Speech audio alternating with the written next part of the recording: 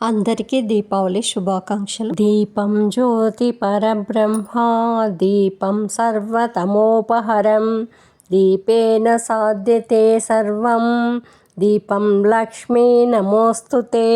సర్వతమో గుణాలను హరించే దీపలక్ష్మి నీకు నమస్కారం అంటూ దీపం వెలిగించి ఆ మహాలక్ష్మిని ఆహ్వానిస్తారు. చెడుపై మంచికి సంకేతంగా ఈ దీపావళి జరుపుకుంటారు.